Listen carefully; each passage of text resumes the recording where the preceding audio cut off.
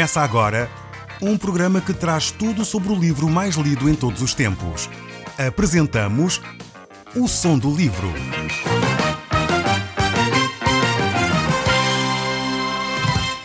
Seja muito bem-vindo. Neste podcast vai encontrar o livro mais conhecido e lido em todo o mundo. Vamos levá-lo numa viagem pela história da humanidade. Este é um audiolivro para si, para a sua família e sociedade em geral. Contextualização e comentários de Paulo Chaveiro. Eu sou Paulo Chaveiro e nós hoje estamos a olhar de novo para o segundo livro de Tessalonicenses e estamos no capítulo 3, que é esta epístola que o apóstolo Paulo escreveu. Esta é uma epístola que nos aponta para a vinda de Cristo. E alguns pensam que quando falamos da vinda de Cristo é um assunto muito teórico, não tem a ver connosco, é uma coisa que está muito distante, mas não. Quando falamos da vinda de Cristo, estamos a falar de aspectos bem práticos do nosso dia-a-dia. Estamos a falar da forma como nos comportamos e como aquilo que nós acreditamos influencia o nosso ser e o nosso estar. É por isso que é tão importante olharmos para estas questões. No fundo, aquilo que nós acreditamos influencia a forma como nós vivemos. É por isso que aqui os cristãos devem de viver de uma forma coerente, devem ter atenção à forma como se conduzem. Isso nós vamos ver aqui nos primeiros 7 versículos deste capítulo 3. E depois, esta perspectiva da vinda de Cristo influencia tanto a nossa vida, que o apóstolo Paulo vai desenvolver algumas ideias de como é que nós devemos desenvolver o nosso serviço cristão. Então, estas são as duas grandes áreas que o apóstolo Paulo vai desenvolver agora no capítulo 3 e no final, portanto é o último capítulo aqui do livro de 2 Tessalonicenses, e o apóstolo Paulo quer tornar este capítulo bem prático para nós entendermos como a vinda de Cristo nos leva a um comportamento, nos leva a uma atitude, nos leva a ações concretas no nosso viver. Se por um lado ele começa ainda no capítulo 2 a desenvolver esta ideia, quando ele diz que nós devemos ficar firmes na palavra de Deus, e depois agora entrando no capítulo 3, verso 1 a 7, ele diz que nós devemos ficar firmes no nosso viver, no nosso andar.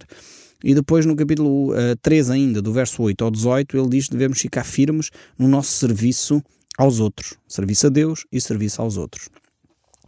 Nós no último programa já começámos a ver a importância de ficarmos firmes na palavra de Deus, como nós não podemos diluir a nossa prática, como nós não devemos nos enredar com coisas que muitas vezes nos afastam daquilo que é a vontade de Deus. Por isso o apóstolo Paulo nos ensina que devemos ficar firmes nas tradições e na palavra. E aqui as tradições, ele referia-se claramente às tradições que provêm do relacionamento com Deus, dos ensinos de Cristo, e que basicamente se resumem ao amor ao próximo, à ceia do Senhor e ao batismo. Portanto, ele estava a falar destas tradições, não tantas outras que muitas vezes nós vamos incluindo.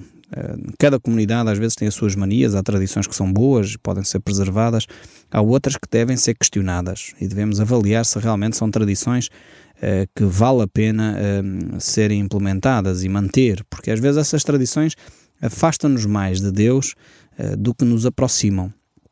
Então temos sempre que questionar as tradições. Por outro lado, aquilo que é a palavra de Deus deve ser vivido integralmente, ainda que nos custe aplicar determinados aspectos da Bíblia, nós devemos vivê-lo na íntegra, com toda a sinceridade do nosso coração. Então vejamos aqui esta segunda carta que o apóstolo Paulo escreve à igreja em Tessalónica. Estamos no capítulo 3, o verso 1 e 2 diz assim: Finalmente, irmãos, orai por nós, para que a palavra do Senhor se propague e seja glorificada, como também está acontecendo entre vós, e para que sejamos livres dos homens perversos e maus, porque a fé não é de todos. Aqui temos vários aspectos que eu gostaria de salientar nestes versículos. Os primeiros é que o apóstolo Paulo não tem receio algum de pedir orações para si próprio, para si e para a sua equipa. E isto é interessantíssimo. Hoje em dia vemos uns fenómenos religiosos um pouco estranhos a acontecerem na nossa sociedade, que a mim me fazem alguma confusão. Alguns deles já têm séculos de existência e continuam a insistir na mesma tecla. A ideia de que há um grupo de elite que tem assim um acesso a Deus privilegiado e que mais ninguém tem esse relacionamento com Deus. O apóstolo Paulo põe-se por terra. Ele diz: orai por nós. Ou seja, a congregação, os fiéis, aquilo que é os leigos, chamados leigos por algumas comunidades, têm o dever, têm o acesso, têm a possibilidade, têm a liberdade de orar pelos líderes espirituais. Hoje em dia temos uma mentalidade ao contrário.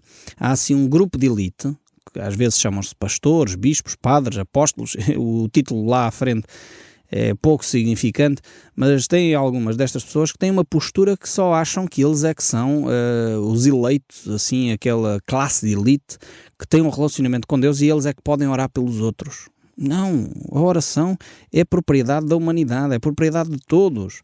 Você e eu podemos orar. Você pode orar por mim ou orar por si. Aliás, o texto bíblico nos desafia exatamente a isso. Assim como o apóstolo Paulo pede as orações, eu também peço as orações. Você que me ouve, eu dou graças a Deus, porque há um grupo vasto de centenas de pessoas que estão diariamente a orar por mim para que, como o apóstolo Paulo propagava a palavra, eu faço o mesmo aqui na rádio, continuo a ter essa ousadia de anunciar a palavra com graça de Deus, com amor de Deus, e fico muito satisfeito quando ouço que há pessoas que estão a orar por mim, pela minha família, pela minha esposa, meus filhos, pela equipa da Rádio Transmundial, do Som do Livro. Fico grato a Deus para que Deus nos dê de facto esta ousadia de anunciar a palavra de Deus. Há algum tempo atrás conheci uma senhora de idade que foi visitar a minha congregação aqui em Lisboa.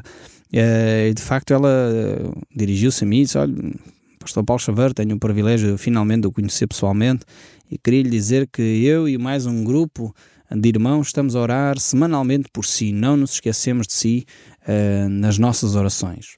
Eu quero dizer que eu fiquei extremamente enriquecido por receber esta notícia, de saber que há pessoas que, mesmo sem me conhecerem pessoalmente, estão a orar por mim, estão a orar para que a palavra de Deus possa ser anunciada com ousadia, possa ser propagada, este Evangelho de Jesus Cristo. E se você é uma dessas pessoas, eu quero lhe dizer de todo o meu coração, agradeço imenso as suas orações e faz muita diferença. Eu sinto, quando estou na gravação dos programas, quando a comunidade cristã está a orar por mim ou não. Às vezes tenho mais dificuldade em expressar a palavra de Deus quando há menos cristãos a orar. E isto é algo verídico, que eu sinto isso. Então, continuem a orar por nós, continuem a interceder por nós, porque esse é um dever de todos os cristãos. O sacerdócio é universal. Eu sei que isto choca algumas pessoas. Alguns pensam que sacerdotes são só alguns que são pagos pela igreja, mas não. O sacerdócio, de acordo com as Escrituras, é universal. O apóstolo Pedro disse isto com todas as letras na sua primeira carta, no capítulo 2, verso 9, que nós somos sacerdotes de Deus, sacerdócio real, nação santa, povo de propriedade exclusiva de Deus. Então esta é a declaração mais transformadora do Evangelho. É que não há um grupo de elite mais que coloca o homem em relação com Deus. Todos os cristãos têm o privilégio de se relacionar diretamente com Deus.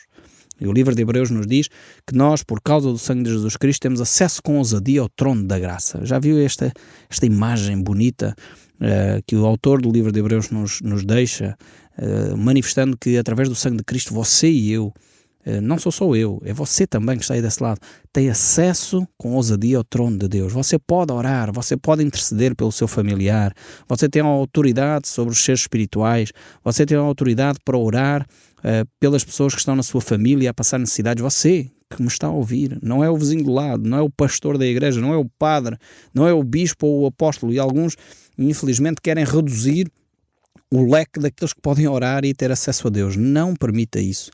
A Bíblia é muito clara que o sacerdócio é dado a todo aquele que crê em Cristo Jesus. Todo aquele que crê em Cristo Jesus tem possibilidade de orar. E o apóstolo Paulo manifesta isso mesmo aqui, nestes textos aqui do capítulo 3, do verso 1, ficou muito claro. Eu espero que fique muito claro também na sua mente que você pode orar por mim, eu vou orar por si, tenho orado, a equipa do Som do Livro tem orado por vós. Semanalmente se reúne uma equipa para orar por vocês, mas agradecemos que também se reúnam para orar por nós. E o objetivo aqui do apóstolo Paulo era que a palavra fosse anunciada, mas também para que eles fossem livres dos homens maus e perversos. E ele diz, porque não é de todos a fé. Aqui não quer dizer que Deus limitou a fé a alguns, não é isto. Não interpretem mal este texto bíblico. É que algumas pessoas não querem mesmo ter um relacionamento com Deus. deliberadamente não querem ter relacionamento com Deus. Eu lembro-me, e lamentavelmente dentro da minha casa acontecia isso. O meu pai conhecia o Evangelho, falei-lhe de Jesus Cristo durante muito tempo, e ele dizia: Paulo, eu sei qual é as decisões que eu devo tomar, mas eu não quero, porque não quero abandonar este estilo de vida. Há pessoas assim. Há pessoas que não querem aceitar a Cristo porque sabem que no momento que aceitarem a Cristo, determinados comportamentos têm que ser abandonados e as pessoas não querem. Então é uma decisão livre. Deus permite que as pessoas tomem essa decisão livremente. Não obriga ninguém a aceitá-lo. Deus não se impõe a ninguém. Mas ao mesmo tempo fico grato a Deus, porque creio que no final da vida do meu pai ele percebeu que tinha cometido um erro, arrependeu-se e entregou a sua vida a Cristo. Eu espero que tenha sido sincero essa decisão. Espero um dia poder encontrá-lo junto a Deus. Porque Deus é este Deus de graça, tão bondoso, mas nem todos têm às vezes o privilégio de ter um momento de lucidez, onde se podem entregar a Deus. Então por isso mesmo é importante que cada um de nós tome as decisões o quanto antes. E como diz aqui o apóstolo Paulo, a fé não é de todos, porque nem todos a querem aceitar. Algumas pessoas dizem: eu busco a fé, mas não a tenho. Então eu quero dizer que muitas vezes a pessoa não busca no sítio certo. Lembro-me de uma atriz, estava num programa na televisão, e o tema era exatamente sobre Deus e fé e etc. E ela dizia: não, eu busquei a Deus, mas não o encontrei. Eu quero dizer a todos aqueles que me ouvem e que têm buscado a Deus e se não têm encontrado, provavelmente você não está a procurar no sítio certo. Você precisa procurar no sítio certo, e o sítio certo é a Bíblia.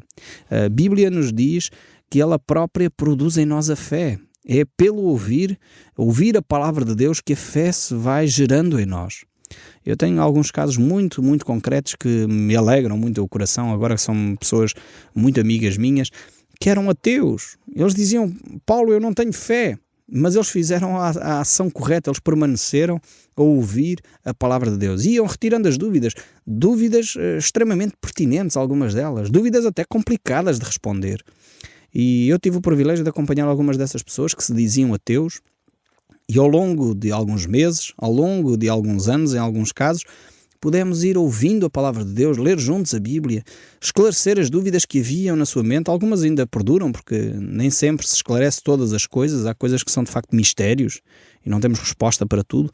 Mas quando nós estamos dispostos a ouvir a voz de Deus, a fé vai sendo gerada no nosso coração. É tremendo. Eu assisti a isto em várias oportunidades, e se você é um desses que diz que eu não tenho fé porque, enfim, não tenho fé, busquei e não tenho fé, eu quero sugerir o seguinte: leia a Bíblia, ouça o programa Som do Livro. Se não tem tempo para ler, ouça pelo menos o programa Som do Livro, que é a exposição da palavra de Deus, e deixe que esta palavra expressa de Deus vá tocando a sua vida, e vai ver como a fé vai surgir. Quando nós procuramos no devido sítio, a fé surge.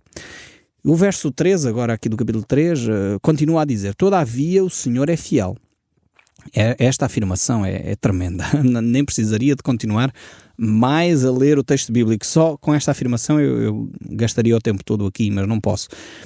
Diz assim: Deus é fiel, o Senhor é fiel. Deus, por outras palavras, nunca nos abandona. Deus cumpre sempre o que diz. E isto é tremendo, num meio de um povo, de uma sociedade de infidelidade.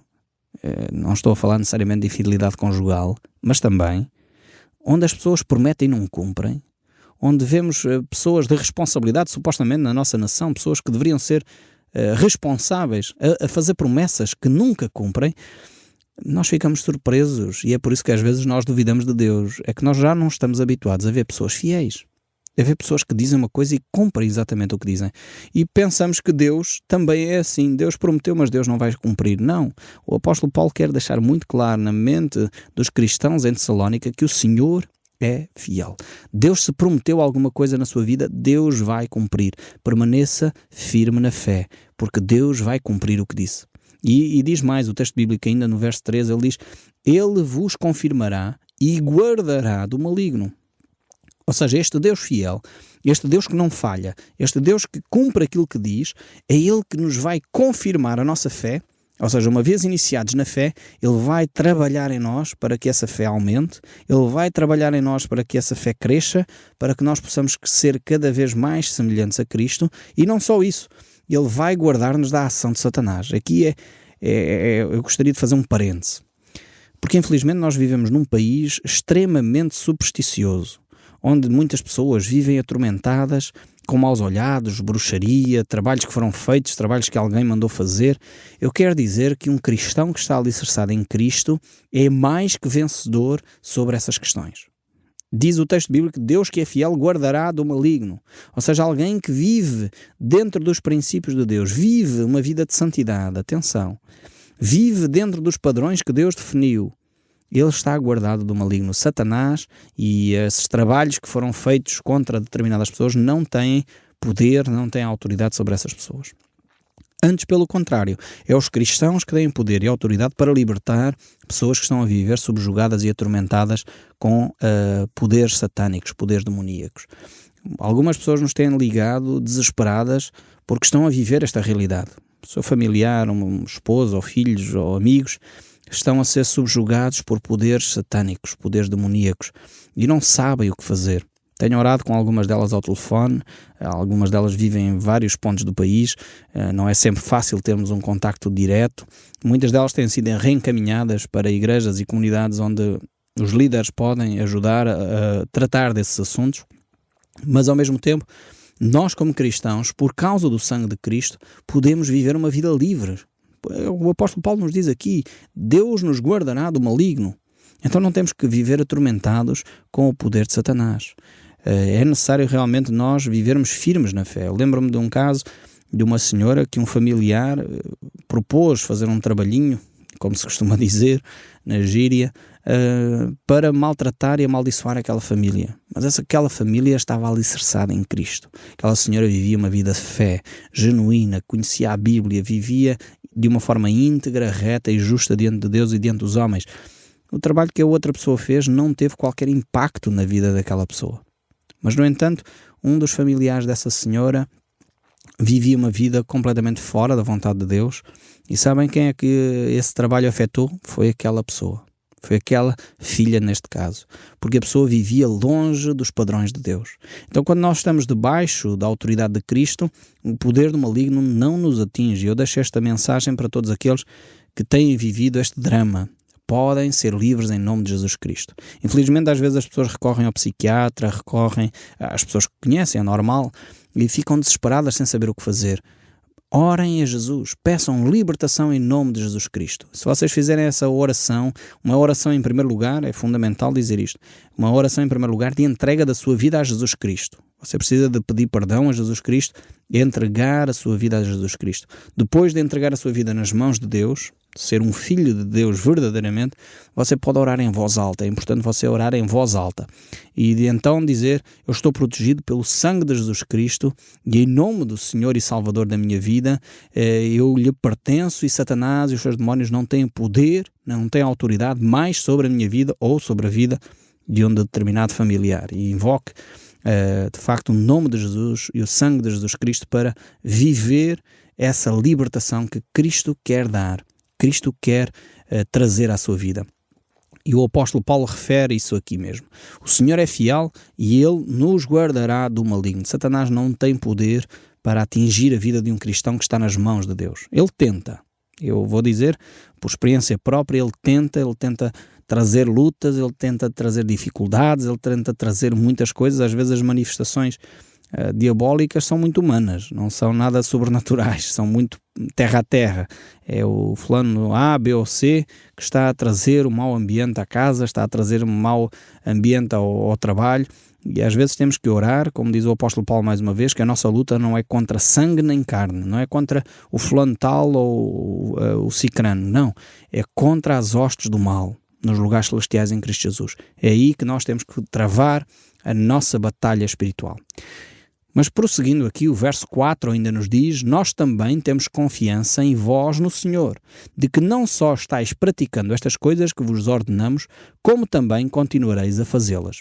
O apóstolo Paulo conhecia muito bem esta comunidade, apesar de ter estado pouco tempo com eles, mas ele sabia que estas pessoas amavam profundamente a Jesus. E como o próprio Senhor Jesus Cristo tinha dito, aquele que me ama, guarda os meus mandamentos.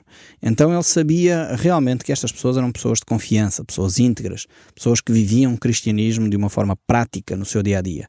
E o verso 5 ele diz: ora, o Senhor conduz o vosso coração ao amor de Deus e à constância de Cristo.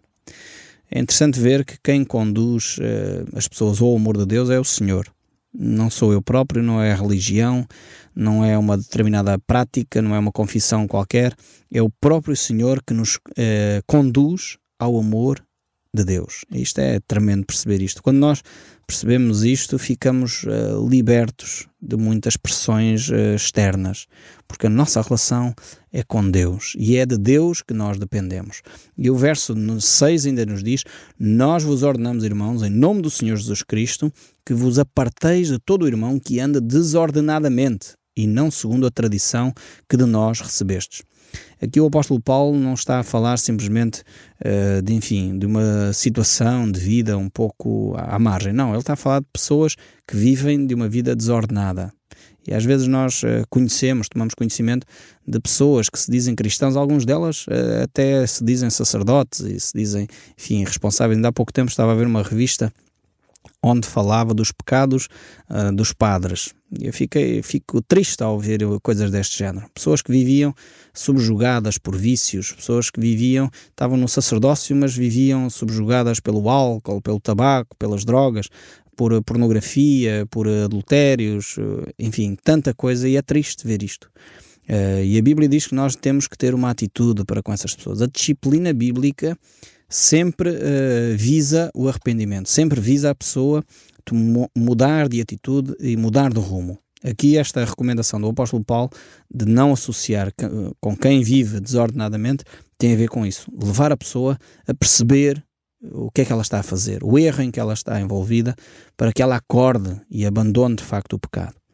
Este é o propósito de Deus sempre para o homem, que o homem se possa arrepender e voltar aos caminhos de Deus. E de facto o homem viva de uma forma íntegra, de uma forma justa, de uma forma correta. É necessário que cada um de nós perceba isto e aplique, no fundo, os conhecimentos que já tem das Escrituras ao seu dia-a-dia. E isto aplica-se não só aos sacerdotes, como a todas as outras pessoas. Nós não podemos continuar a pactuar com vidas de pecado. Não é uma situação de pecado pontual. Todos nós pecamos pontualmente. Mas quem vive sistematicamente em pecado tem de ser disciplinado. O Som do Livro, uma produção da Rádio Transmundial de Portugal.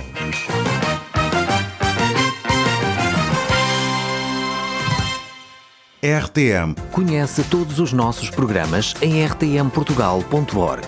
Uma produção da Rádio Transmundial de Portugal.